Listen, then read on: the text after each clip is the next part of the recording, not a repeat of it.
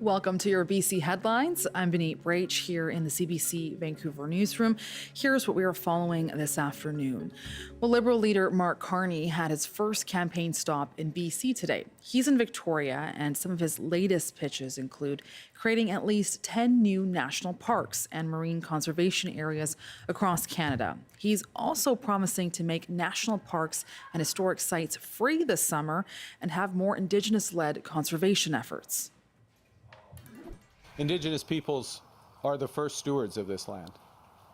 And that's why my government will support Indigenous-led conservation projects and expand Indigenous Guardians programs to include Arctic Indigenous Guardians to safeguard our north. Carney says he'll also reintroduce legislation to enshrine First Nations rights to safe, cleaning drinking water. He's also meeting with Premier David Eby today to discuss support for workers in the forestry industry. The U.S. Department of Commerce announced it will raise the combined duties on imports of Canadian softwood lumber to 34.45%. That is more than double the current levy. Meanwhile, federal Conservative leader Pierre is in Terrace. He announced a plan to speed up approvals for major resource projects. Poilievre says each project would have one application and one environmental review. Now, if elected, he says he would work with the provinces to create a single office that would coordinate project approvals across all levels of government.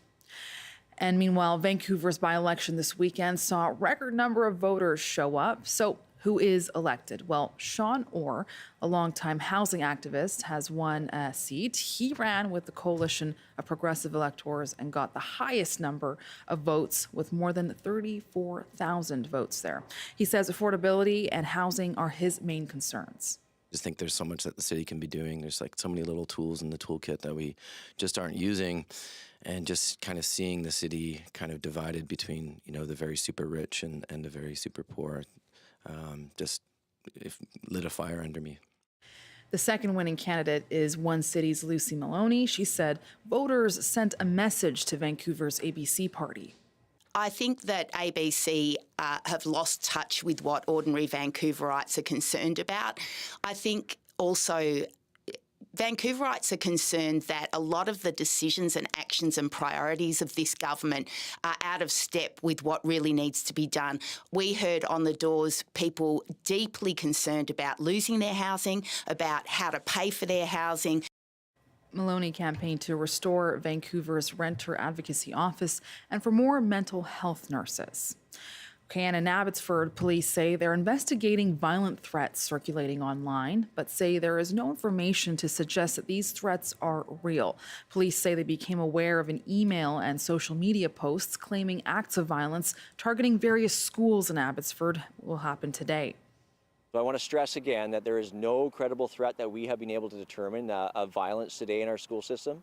I can appreciate that it has created a sense of fear and anxiety of the community. I have kids myself that go to schools in Abbotsford, so does our office, a lot of our officers that are here, and we feel what you feel. The Abbotsford School District says it notified the police and is confident that there is no risk to schools. And you are updated this afternoon with the headlines. BC Today is coming up next. Thanks for joining us.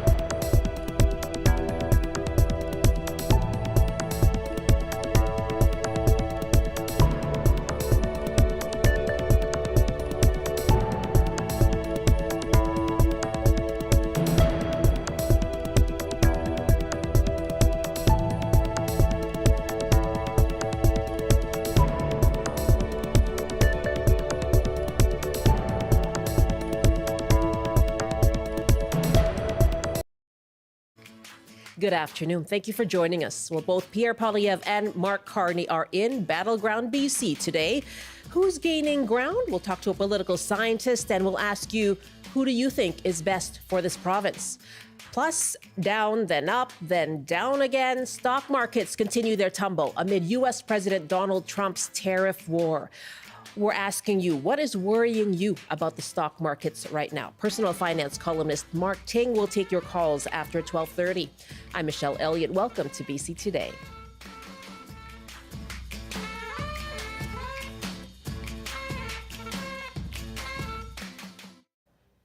The two frontrunners for Prime Minister in this election, and the leaders of the two frontrunner parties, are both making campaign stops in BC today. Liberal leader Mark Carney touched down in BC for the first time since the election was called. And today he's meeting with BC Premier David Eby. They had a quick conversation in front of cameras discussing what's on the agenda for their meeting, and that includes tariffs and the impacts on BC's softwood lumber industry. Earlier, Mark Carney spoke at a press conference where he announced a plan to protect retirement savings and pledged 10 new national parks and conservation areas.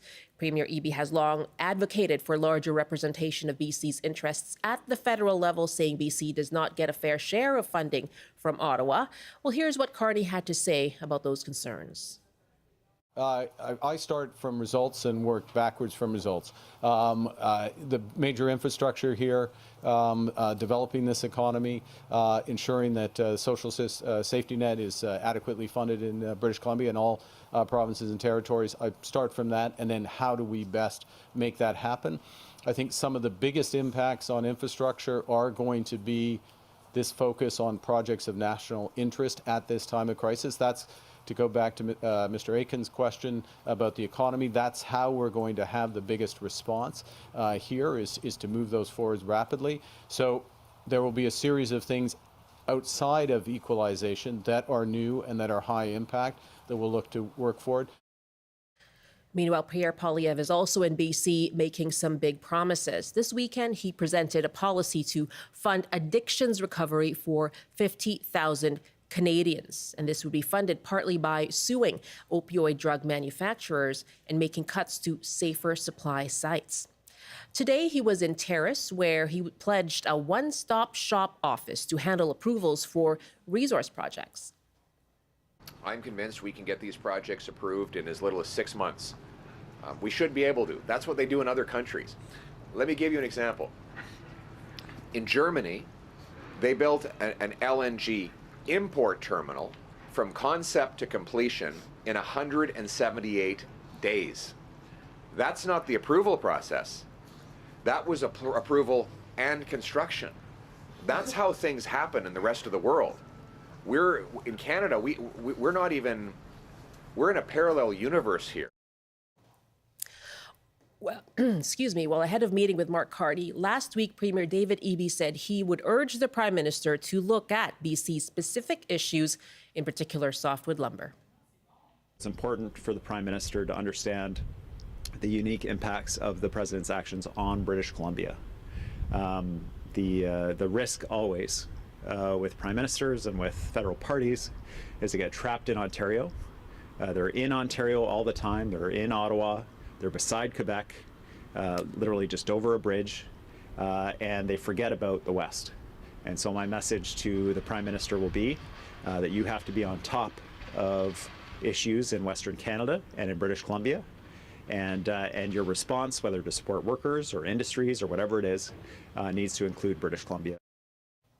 We're taking your calls on the open line. Who do you think is the best federal leader to tackle BC issues? And do you think BC is getting enough focus in this election right now? You can give us a call, 1-800-825-5950, 604-669-3733. You can hit pound 690 on your cell phone. Our email is bctoday@cbc.ca. And joining me now is Sanjay Jeram. He's a political science lecturer at Simon Fraser University. Sanjay, welcome back to the show. Thank you. Well, how volatile is the election race here in BC right now?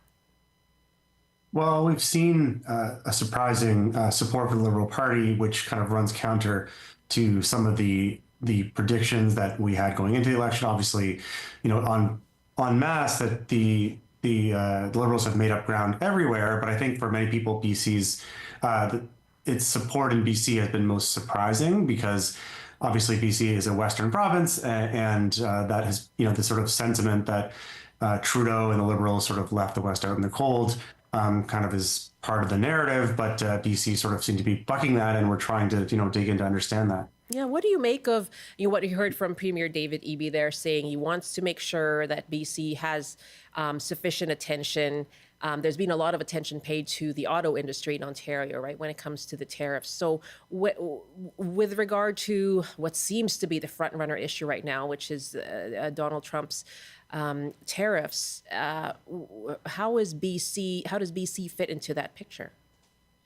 Well, it's interesting. I mean, the tariffs will hit every province to some extent, but I think, there's been a couple of analyses that have demonstrated that BC is actually not the most exposed to the tariffs compared to Ontario, but there are, especially some of our natural resources that go to the United States. Obviously, those will be affected.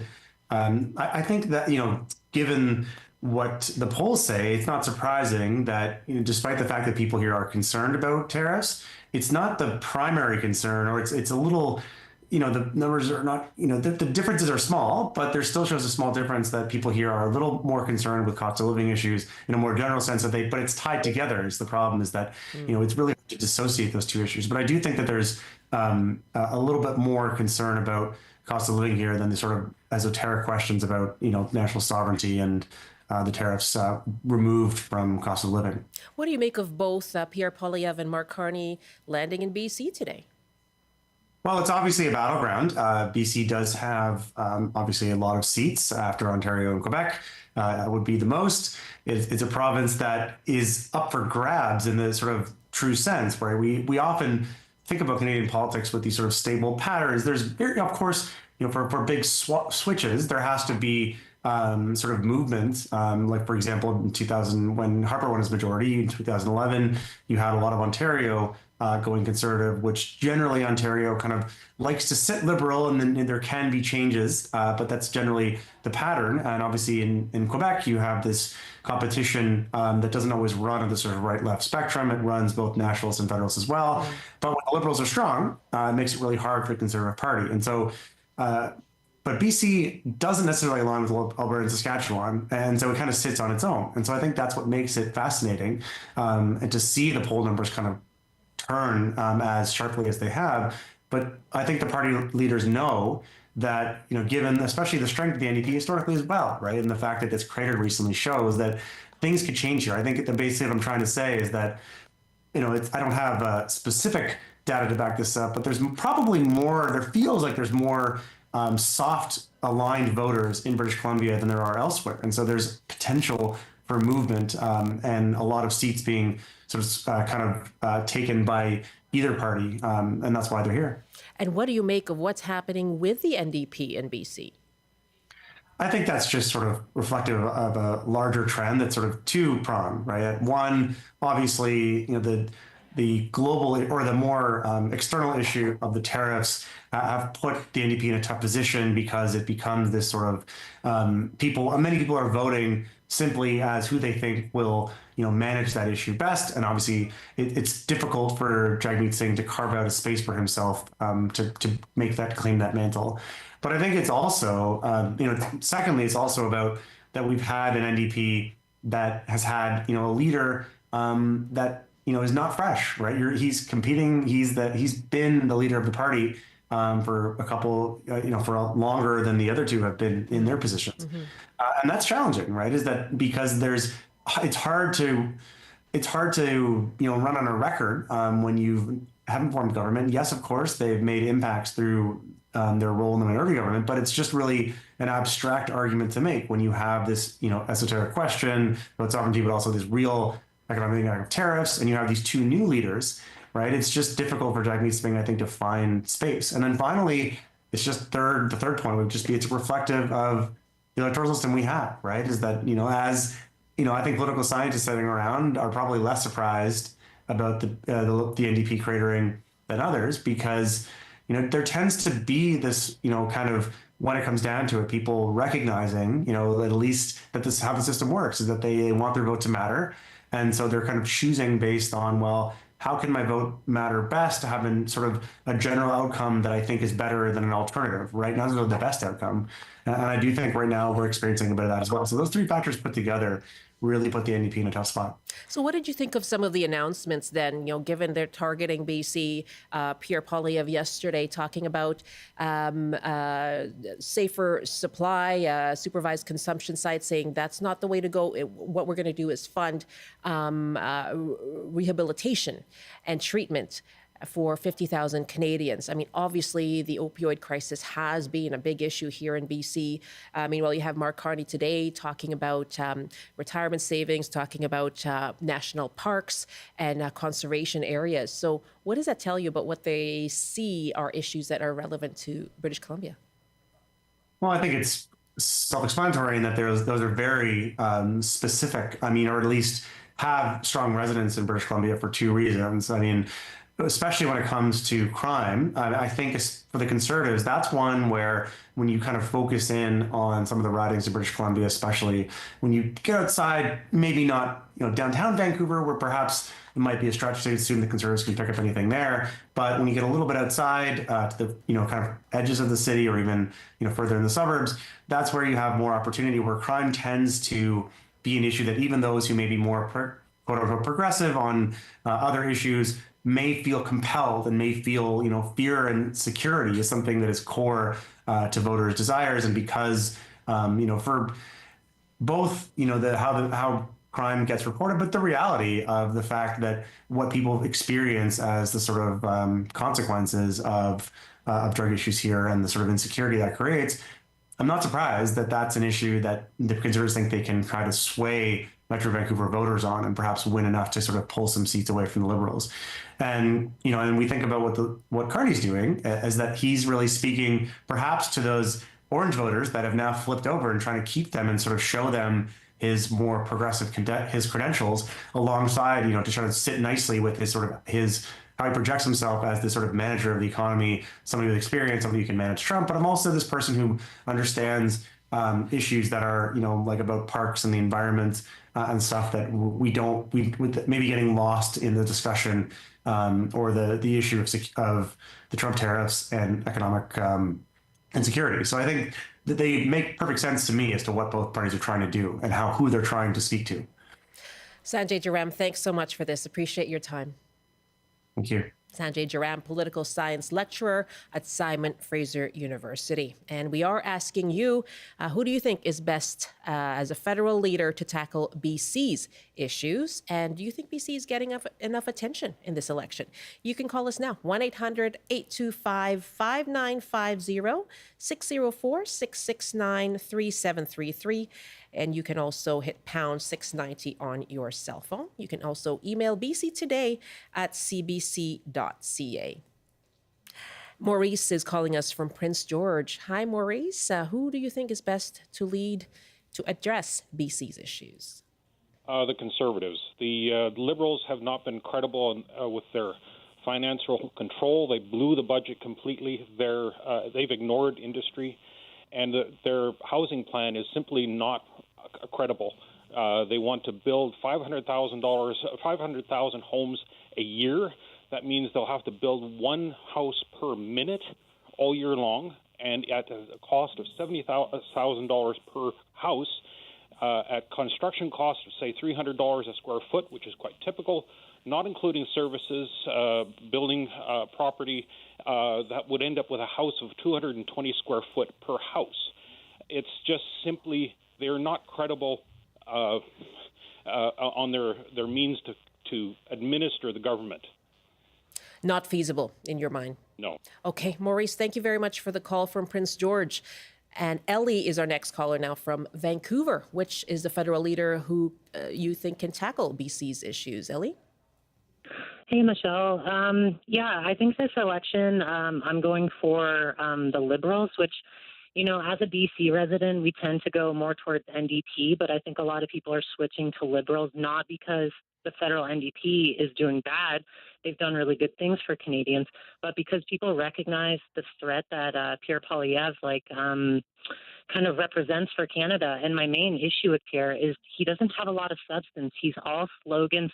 He's divisive rhetoric. And he doesn't talk about climate change. We like to say economics this and that, but there's no jobs on a dead planet. And BC is uniquely vulnerable to the ravages of climate change. So if people aren't talking about climate change, I think their economic policy means nothing. And I think everyone in BC knows we need a just transition for our resource workers. And I think Mark Carney is the best shot we have right now. Ellie, thank you for the call from Vancouver, and asking you as well. You can give us a call. Let us know as we see both of the leaders of the front-runner parties in BC today, Pierre Poilievre and Mark Carney, asking you, who do you think is going to be best to tackle BC's issues? And do you think our province is getting enough attention in this election? You can call us now, 1-800-825-5950, 604-669-3733, and you can hit pound 690 on your cell phone. And Mac is on the line from Langford. Hi, Mac. Welcome. Hey, thank you very much for having me. How are you doing? I am well. And so what are your thoughts on how BC fits into this federal election? Well, I think we play a really important role, particularly on the island where I am. This red wave to stop the Conservatives makes sense because of this Maple MAGA business and the very dirty white supremacist nature of Trump and the MAGA movement, and what we see with Pierre Poilievre and people like Aaron Gunn on Powell River, North Island. I'm a very disaffected New Democrat and Green voter, but I'm sticking with the NDP here on the island because the Liberal vote is actually the spoiler. Strategic voting on the island does not mean voting Liberal. It means actually voting NDP or voting Green for Elizabeth May at Saanich in the Islands. And Aaron Gunn running on absolute genocide denialism around residential schools and colonialism in general. And to be running on the North Island with such incredible, strong Indigenous governance, history, peoples, is just a smack in the face and just shows the arrogance of federal Conservatives. And I'd say to anyone who wants to see Mark Carney as Prime Minister, vote NDP on the island because it'll give less seats to the Conservatives and ensure that the Liberals can keep this wave they seem to be making. And I think that the Liberal Party needs New Democrats and Greens in Parliament to keep the balance of values in Parliament. We do not want to move to a two-party system. Oh, no. Mac, thank you very much for the call. Excuse me. And Mac was referring there to the news stories over the weekend that Conservative candidate Aaron Gunn facing criticism over posts that he made stating that the residential school system did not constitute genocide. So, Mac, thank you very much for the call. Tina on the line now in Lumbee, as we ask you, who do you think is a federal leader who would best address BC's issues? BC getting a lot of attention today, in the spotlight today, as the leaders of the two front-runner parties are here campaigning. As you heard from our guest, political scientist Sanjay Jeram, it means this is a battleground. So Tina in Lumbee is up next. Hi, Tina. You know, thank you for asking us to call about this topic. You know, I'm sorry, I'll tell you frankly, I don't like Pierre Poilievre. He's just too mean-spirited for my liking, so that rules him out. And Mark Carney, sure, you know, I think he'd do good on the Trump thing, and I think his experience is what Canada needs. But I think the leader who would be best is Jagmeet Singh. And I agree with the previous caller about having Greens and NDP in there to balance out what could be a strong majority. But the only policy I've heard that resonates for me of any of the leaders in the last few weeks is the NDP idea of bringing in a victory bond, because I think that we could all pitch in whatever we could to help support Canada through these big changes that are coming. And everyone could do their part, and I think that would be a great thing. So that's the only policy I've heard. They're all spending tons of money and giving tax cuts at the same time, the two top leaders. And nobody's saying how they're going to pay for anything. Oh, he wants to, tax the opioid companies and one thing and another, Pierre Poilievre, well, or sue them. Well, how's that going to go over? I mean, really, I think we have to all pitch in. I like the idea of victory bonds, and I thank Jagmeet Singh for bringing that to the attention. I hope it gets more traction. I'd like to hear the two big leaders use that as well. Canadians could get excited about that. Even if you could only spend $50 or $100, you're helping Canada through this transition. Thank you. Tina, thank you so much for the call from Lumbee. And last week, the NDP leader Jagmeet Singh announced that if his party formed government, he would create Canada Victory Bonds to try and raise government revenue to pay for public services and infrastructure. So that was an announcement made last week by the NDP leader, asking you who you think would be the best leader to tackle BC's issues. Laurel writes from Duncan, best choice for this moment to protect our sovereignty and address our economic issues across the country is Mark Carney. BC will be well served if these issues are being addressed. And another one here as well from Dave, who writes, it's sad to think anyone could possibly think that re-electing Liberals would be a good thing. The same anti-business, anti-oil, gas and mines, and inability to be proactive for 10 years on anything made our economy stagnant. Conservatives are the only choice for moving forward with common sense. Let's wrap up here very quickly with Yvonne in Victoria. Hi, Yvonne. I just have about 30 seconds, but who do you think is the best to address BC's issues? Well, NDP, because the leader gave us the dental plans, and he's the most humanitarian.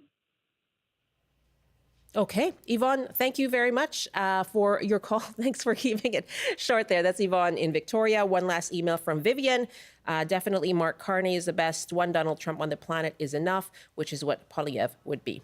Thanks for your emails. bctoday@cbc.ca. Meanwhile, in Vancouver, progressive candidates won big in Saturday's by-election in the city. Cope's Sean Orr and One City's Lucy Maloney claimed victory to fill 2 vacant seats at Vancouver City Council, which reduces Ken Sims' ABC majority. Now, that is after record numbers of people turned up to have their voices heard. Now, fresh off their wins, the two took the time to speak with Stephen Quinn on the early edition this morning, and they said that voters sent a clear message.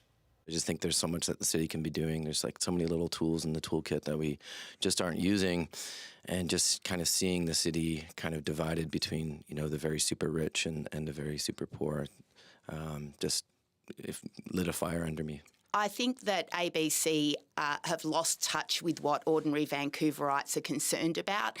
I think also Vancouverites are concerned that a lot of the decisions and actions and priorities of this government are out of step with what really needs to be done. We heard on the doors people deeply concerned about losing their housing, about how to pay for their housing.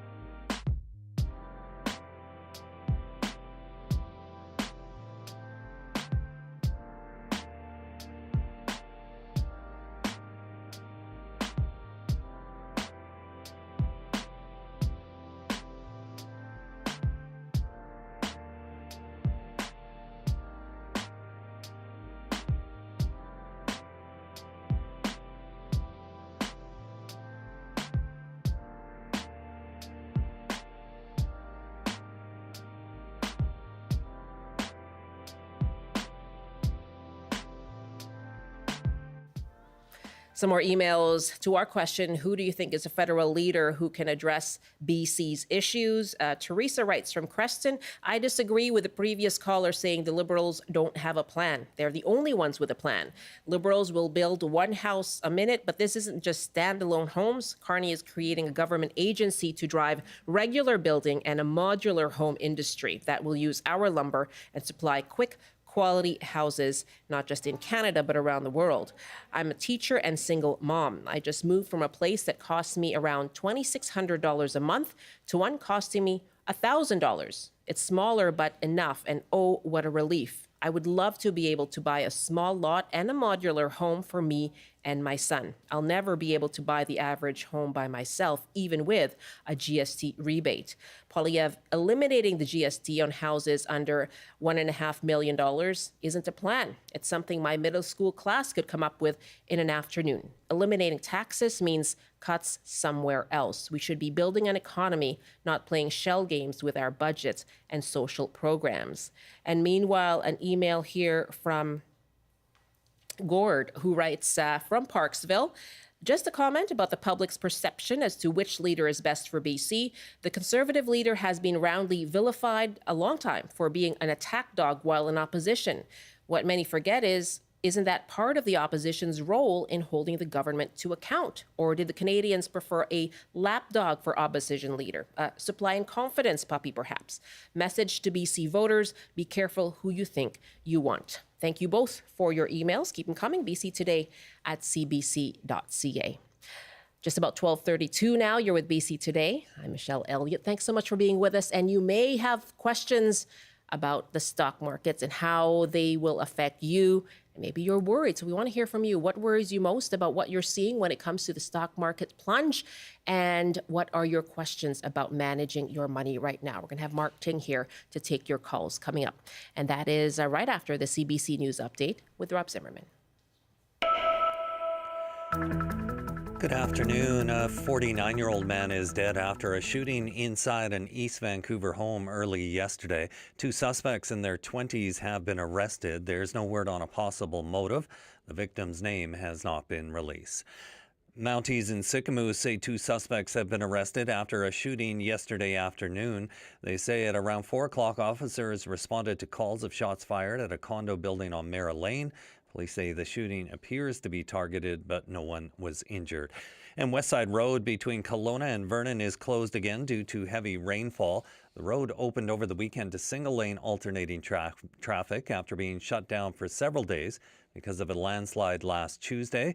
But now Drive BC is reporting the road is closed again due to the rain. And now taking a look at the forecast on the North Coast, periods of rain this afternoon with a high of 9, highs up to 17 with a mix of sun and cloud in the Peace.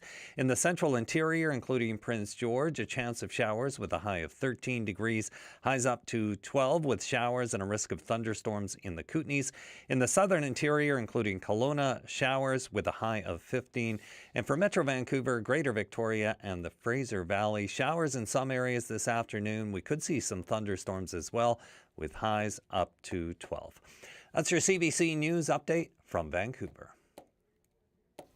Thank you, Rob. I don't know. Do you struggle with allergies? I do not. You don't? No. Oh, lucky. No. I had them I've heard bad. it's terrible. It's terrible. I had them bad this weekend. Oh, I'm and sorry. I feel like I was that down. Time of the year, isn't it? It really is. And every time I mention it, someone else says, me too. Yeah. Yesterday so felt better. What can you do? What do you do? It's fairly new for me, so I'm still kind of figuring things out. I just took a Claritin, which didn't seem to make much of a difference. But yesterday, once the rain came, that seemed to help. Sure. Felt like things were getting purified. Yeah, we need more rain. Sure, I'm Michelle. not complaining. Yeah, that's great. Yeah, bring it on. Yeah. That's what we need more of, rain. For allergy sufferers, yes, Rob. Okay. So there you go. Anyway, the cherry blossoms are gorgeous, but I don't know, I just have to keep my distance. Yeah, I've heard it's totally irritating, right? Yeah, maybe don't rub your face in the petals, which is what I did. No, I'm Good kidding. tip. That'll do something for your allergies. Anyway, they're lovely, absolutely gorgeous. I saw a lot over the weekend, but yeah, allergies. So if anyone has tips, am I opening things up right now? If anyone has tips, send them my way. How to deal with allergies. I'm so happy for you that you don't have to deal with them. Thank you. Yes, me too. Yeah. That's a big deal. You're like a walking commercial for an allergy-free life. Rob, thanks so much. Sure. Yeah. Rob Zimmerman in the CBC Vancouver newsroom. Doing much better today, thank goodness. No sniffles whatsoever. So I'm happy to report. This is BC Today here on CBC.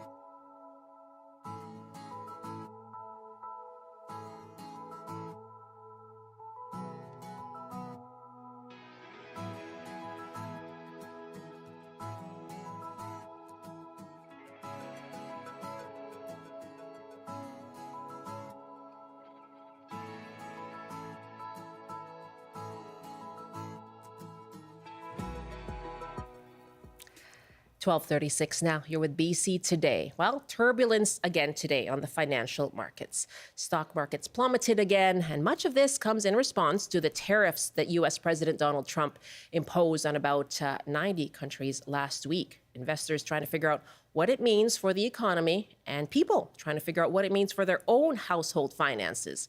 Well, you can call us now. What is worrying you the most about stock markets? And what questions do you have about managing your money right now?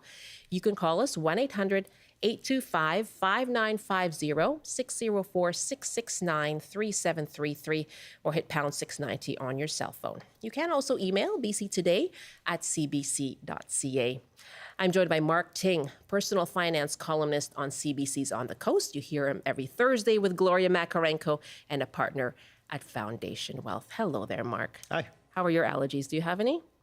Sometimes. Yeah. Not this season, though. Okay, good. Well, what about nerves? How are people's nerves right now, if not allergies? Yeah, they probably prefer the allergies. Yeah, I'll take the allergies. What are you hearing? A lot. I mean, I spend quite a bit of time on this, and it's more of the anxiety about it all. Yeah. And people tend to get worried when there's a lot of things going on in the world. Yeah. And they tend to get greedy when things are looking great. And now, obviously, we're in the fear camp. And if you look at the fear and greed index, we're at ultimate, like the highest fear you can pretty much get. Is that what is driving the drop in the stock market right now? Just pure fear? Uncertainty, fear. Yeah. Just the reason stock markets drop is there's a whole load of sellers and very few buyers. So Benjamin Graham, who's a famous economist, he basically says in the short term, the stock market is a voting machine. Over the long term, it's a weighing machine. So over the long term, we look at the fundamentals, how economies are going, and it tends to go higher over time. We see that all the time. But in the short term, you got a lot of spikes of volatility. It goes up and down, and you got that dynamic of loads of people selling, but there's some bargain hunters out there, and there's who's winning that on a given day. And a day like today dropped significantly, and then went up significantly, and then dropped again. And when I left my office, it was green, and when I got here, it was red. So lots of voting going on. Well, okay, that's a good way to put it. And so does it serve us to be watching, besides someone like yourself, does it serve the regular person to be watching that hour to hour? Definitely not. It makes us even more emotional. So the more emotional we get about anything, this is just life. Like when I'm head over heels in love, do I make good decisions? Likely not. When I'm super angry, do I make great decisions? Usually not. So in this case, if I didn't have to do this for my job, the advice I'd be giving myself is just like tune all this out. If you're long-term, probably this is going to be over. It could be over in days or weeks. Who knows? It could be over literally with a social media post. That's how quick this thing can be summed up. Right. And that wasn't that part of why they went up for a little bit, was based on this kind of talk that there might be a pause or something like that? Yeah.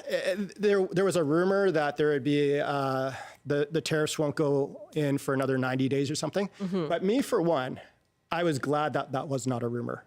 I actually want this over sooner than later. So I rather it happen quickly than drag this out for another 3 months. Now, when that came out, I believed it was a rumor. I didn't believe it was fact, because when I think about what this U.S. administration is doing, their top priority right now is to refinance their debt. And they have about $9 trillion worth of debt that's being refinanced between now and June. So what they're doing is they're sacrificing the stock market. They're trying to make bond yields go down, so when they roll over that debt, they can get it at lower rates. Now, if they delayed these tariffs for 90 days, that sort of doesn't make sense. They want the damage to happen now. So I'm in the camp that let's see the damage right now. Let's get some clarity, hopefully on April 9th. That's the new sort of goal line. Right. And hopefully it can move on. Now, I'm going to put out the numbers again, asking you what worries you most about the stock market, what's worrying you right now, and what questions do you have about managing your money? 1-800-825-5950, 604-669-3733. You can hit pound 690 as well. So can you spell it out in the most basic ways for people in their daily lives? What kinds of impacts can they be looking at? Well, let's talk about the stock market. So when we have a sharp fall off the cliff type of scenario like we had for the last 2 days, possibly 3 days, depending on how we end up today, I look at it from historic perspectives. A year later, 3 years later, 5 years later, markets are up substantially. So if you're a buyer, this could be a very good buying opportunity. It might not look that way a month from now or a week from now, but historically over a year, you're up substantially, and then 3 and 5. If you're a seller, typically what happens is people panic, they sell, and then they sit on their hands because now that anxiety is gone. They don't have to look at this stuff anymore. They get that sense of a relief. And if markets keep going down, they think they made a great decision. But that often ends up being a very bad decision when you look at it from a long-term basis. So for most people, they should do absolutely nothing. Literally, if I could tell people, go to sleep, wake up in 3 months, likely everything will be fine. You probably won't even notice this. I imagine history will show April 2nd or whatever the day, the big liberation day would be, as probably more of a non-event if you look at it on a long-term trend. I don't think it's that big of a deal because, again, when I'm looking at sort of what the administration is trying to accomplish, the first thing is reducing the debt, but then once they accomplish that, then their focus will be on the midterm elections, which they have to win. Otherwise, Donald Trump will become a lame duck president, and his ego probably couldn't take that. In order for them to get that midterm election, they need the economy to be roaring, and they need stock markets to be at all-time high. Otherwise, everybody's going to point out that, Donald Trump, you were given an economy where inflation was coming down, stock markets were at all-time highs, and the economy is strong, and look what you've done. Good luck trying to win an election under those circumstances. That would be a couple more years. I saw someone post, a personal finance columnist post yesterday on Facebook. Yeah, this is a long game. Just hold tight. And then people saying, yeah, but I'm retiring now. I'm hoping to retire now. My kid is going to university this year. I don't have time to wait. What do you think of that? Well, most people probably do. Like when people say that I'm retired now, well, you should have your short-term, medium-term, and long-term goals. So if you're retired now, like I'm just thinking about my clients, we usually set aside a year's worth of cash for that year because anything can happen within a year. So if that's the case and you set aside that cash for those immediate needs, then you should not worry, even over the mid and long term, because we're talking the election's, 18 months away, something like that? Sure. That's not far. That goes just like that. Yeah. It's only a problem if you're over-invested, you leveraged too much, you borrowed too much, you're over-aggressive, and things really took a hit. And now you have to make some tough decisions because you're down, but you still need the money. You're a forced seller. So the idea is not to be a forced seller. And that's true for almost anything. You never want to be a distressed seller. Okay. What if you're already in that boat? So what should you be thinking? That's a hard one. I would probably have to ask a lot more questions. But if you need the money, I would be like, okay, you have to sell at this point. You have to shore up some money. I do not know what's going to happen tomorrow or a week from now. I'm fairly confident I know what's going to happen in a year, 2, 3, 4 years from now, but anything could happen. So if that's the case, you bite the bullet. Don't go 100% one way. Don't go all the cash, but shore up what you think you're going to need for the next 4 or 5 months and just put in cash. And that's just too bad. It's unfortunate timing, really. And so you're saying have a buffer. You should always have a buffer. Yeah. I mean, you should always expect that something like this could happen. I did not expect this to happen. I was surprised. A lot of money managers, economists figured that Donald Trump would sort of follow the same playbook that he did in 2016, where he sort of pointed to the stock market as, look how good I am. Like, stock market's going up, I'm great. He completely changed that playbook. So that was a bit of a surprise. So again, you should always expect the unexpected, always have a buffer. You should. Okay. Especially now, perhaps. Anne writes us an email. With the market turmoil, I was thinking it might be an idea to suspend the mandatory RIF withdrawals for seniors. Just a thought. Well, you can't. That's the government. Those are rules. Yeah. So it could be, there's a minimum amount of RIF payments that someone has to take out every single year. So you can, if you didn't need the money, like if you need the money and that you have to take it out, like you should not. The worry that I have is people suspend RIF payments, for example, and then because they think that markets are down, and then they all of a sudden go into debt and get credit card debt, which I do not want. So there has to be a plan in place where your income flow still needs to be there. Now, in the circumstances where if maybe you can hold off on things or reduce the amount, that's great. Right now is a great time to hold off, let the markets recover, but you still would have to take out the minimum amount. Okay, so that is mandatory. It's a cash flow, more of a conversation and a bit of a tax conversation, yes. Let's take a call from Jennifer in Vancouver. And Jennifer, you have a question. I do. Hang on one sec, because I'm just taking myself away from the edge, the cliff I was going to hurl myself over. So, dear Donald Trump has pretty much created my portfolio. Thank you. I'm not an American citizen. I live in Vancouver. So, Mark, how did no one see this except Warren Buffett? And then I know you've mentioned a couple of times you can't really predict the future, but the damage has been done, hasn't it? And even as the market slowly crawled their way out of this record-breaking free-fall hole, how long do you think this might be? Is it many years? I don't know. I leave this in your hands. Jennifer, thank you. Yeah, I'm not nearly as dire as you, Jennifer. I'm an optimist just by my nature, but the damage is done if you sell at these rates. If you've been really hurt and you've been hit and you sell, then the damage is locked in. If it follows history, and since 1950, as I mentioned, where we had these big drops off, but a year 3, 5 were up substantial, that's more likely the case. So short term, I would hold strong. As long as you have decent companies, there's a reason why Donald Trump seemingly is doing this. It's to get lower interest rates, and that's number one. But it's also followed by the next step where he really wants to hit the midterm elections. And for that, the stock market has to recover. So it's a lot of gameplay. He's doing this to get deals and all this other stuff. I don't really know what's going to happen, but historically, you do not want to be selling if you don't have to during these times. You should be holding on. And there's a lot of people would be suggesting, actually, particularly if you're younger, these are some of the best times to be investing. If you can take the volatility, if you're younger people should definitely be investing quite a bit.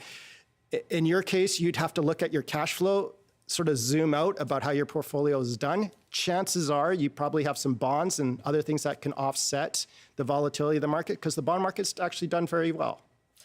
To your point, Scott wrote us an email with all the market volatility sparked by these proposed tariffs. I'm wondering if this could actually be a buying opportunity, especially for young people looking to invest in strong companies at discounted prices. So could this dip be a smart entry point into the stock market for people with fewer assets? It could be a good opportunity for everyone, depending on their circumstances. So, to be completely honest, I bought on Thursday, I bought on Friday, and I bought some today. Anytime there's some deep red markets and I have a long-term time horizon, typically that's a great time to buy. But it's depending on your personality and your risk tolerance. Okay, we have another question on buying right now, and Chris is calling from Victoria. Hi, Chris. Yeah, hi. Thanks very much for taking my call. Can you hear me okay? Sure can. Go ahead. I think you came pretty close to just answering my question there, but I'm in a scenario where I'm a little bit younger. I'm 45 years old. I'm sitting on a decent number of dividends, and I'm curious as to, I want to reinvest those. Is this a good time to be reinvesting them, or should I wait until I start seeing a slight uptick in the market? I guess ideally, I know it's a good time if I have the money to invest when the market is down. But I don't want to ideally invest today and then see the market crash further tomorrow or further the next day. Mm-hmm. But is that just silly, or should I just invest the money I have now while it's down with the idea that over the years it is going to come back up again? Is that timing? You cannot time the market. I rarely get the bottom of the market. That's why I mentioned I bought Thursday, Friday, and today. So did I take all my money and buy all at once? No, I'm spreading it out, and I still have some dry powder for future days just in case it keeps going down. And that's sort of the mental aspect of it. If you buy today and you put everything you have today and it goes down, you don't feel great. You're like, oh, I missed it. But if you gradually just buy as it goes down, then generally you're fine because you're just buying at a discount prices. But it could take a while. And that's why when I say that markets recover over the next year, 3 or 5, that's why I mentioned those timeframes as opposed to a week or two. So right. I don't know what the bottom is, but I also know, I've seen scenarios, I've seen analysts who say at the end of this, once this tariff negotiation goes through, we're going to be moving on to the next phase. And there's a lot of liquidity coming into the markets, and liquidity is what moves markets. So it would not surprise me. It's not a call, but it would not surprise me if we hit all-time highs again in 2025. We often see it when it drops really quickly. Mm-hmm. It's a reflexivity, and it goes up almost at the same pace. The bigger picture beyond the stock markets, we talk about it. Doesn't it just generate, though, that uncertainty that you were talking about? So people are uncertain and they sell, but the more they hear about it, things become uncertain in terms of, businesses and just that kind of domino impact. Faye writes from Victoria, Trump is not only destroying the stock market, he's put a lot of people out of work. What are they going to do? There may not be another election if Trump has his way. This is that talk about the third term, I suppose, is what Faye is referring to. I don't know if the markets are ever going to recover. If you're in the stock market right now, you have to roll with it right now. So just wondering about that bigger impact, I suppose, on the economy. Yeah, so the stock market and the economy are two very separate things. Often when the economy is doing really well, the stock market's suffering. Most recent example of that would be 2020 during the pandemic. Stock market went down, but then shot up really great, but the economy was at a standstill. Right. 2022, we saw interest rates spike up really high, and that's because of inflation, because the economy was overheating. So that's one mistake. A lot of people correlate strong economy, strong stock market. Often it's reverse. Now, the economy in the US is actually strong. Their unemployment is 4%. They had a whole bunch of layoffs, but it's rolling over. I guess what they're worried about right now is everyone's sitting on their hands, not willing to invest money because they don't know what's going to happen. Right? But as I mentioned before, a lot of these negotiations are happening right now. There's about 50 countries, what I heard last, that are negotiating with the U.S. And essentially what I think is going to happen is the small little countries, they're not as meaningful. Like there's already sort of deals with Vietnam, but there's rumors that like Taiwan's coming up, and they're coming up with a lot of offers, like a really good deals for America. So they're saying, we'll get rid of our tariffs. We promise not to do tariffs going forward, and we promise to invest and buy U.S. products. And that's essentially what Donald Trump is sort of doing. And when that happens, when you get some of the bigger players, it takes one. So once one big country, once one big trading partner does it, then that sort of sets the goalposts and sort of what you can expect. And then all of a sudden there's a flood of other groups coming in behind them. So now that they know what to expect. So this could roll over quite quickly. Like I'm hoping it does. That's why I didn't want that 60-day sort of buffer. I'd rather it happen now. But once it happens once, often there'll be quite a lot. And then that certainty comes back into the market. Markets tend to rebound. All the people that took leverage out, they put leverage back in. That's liquidity. So economy-wise, it could be good for the U.S. Canada, not so much. I think this is all really bad for Canada's economy, though. Okay, and that this is such a big part of the discussions everybody's having right now, too. Robert is calling from Shuswap Lake. Hi, Robert. Hi, Michelle. Hi, go ahead. Thanks for calling. So just a quick solution. Rather than selling your investments out, if you need quick cash to pay for the kids at college or a renovation project you've already committed to, instead of selling your assets at the bottom of the market, apply for a short-term line of credit with the intention of paying it off in 3 to 6 months. Hopefully the markets will turn around, or maybe just come back that little bit, that 3 or 4 or 5% in interest that you might pay on that short-term loan will seem pretty cheap. Yeah, looking at the low interest rates right now. Yeah. So, I mean, the caveat with that is you're kind of gambling a bit. You're betting. So, you're assuming that we're at the lows. And I'm not making that assumption at all. We could definitely go lower, right? You're also assuming that it could recover during a relatively short period of time, which I agree with, but I'm very aware that I'm wrong all the time. So like I change my opinion as new information comes to light. I think that opportunity or that option is good for certain people who are very good with money and budgeting, and will automatically, okay, when it goes up, I'm going to sell and pay off that loan. But I would say for the majority of Canadians, we're not that great at it and getting the timing right. So you have to be right twice with the stock market. Right. Plus you're kind of using leverage. So that one I'd say is a case by case basis. But yeah, for certain people, I do that. I use my line of credit when I think that it's not an ideal time for short terms, but I don't like debt. I mean, I would try to cover that pretty quickly. Yeah, it's debt that you're dealing with, and that's the question there. Robert, thank you very much. This is another good question here. Nova writes, what would the suggestions be for first-time home buyers with a market drop? This is what I'm sure people are wondering. Is this the wrong time to proceed with home buying in general? Our funds for our down payment have been affected? Yes. Okay. So home buyers are just homeowners in general. One of the silver linings out of all this is Trump is trying to lower interest rates. Well, guess what? He's succeeding. The US dollar and interest rates are going down. So it wasn't that long ago where a 5-year mortgage was like over 6%, and now it's in the 3s. So that's a benefit to anybody who's rolling over or have mortgages to renew, as well as first-time home buyers. I think with this, it depends on where your down payment comes from.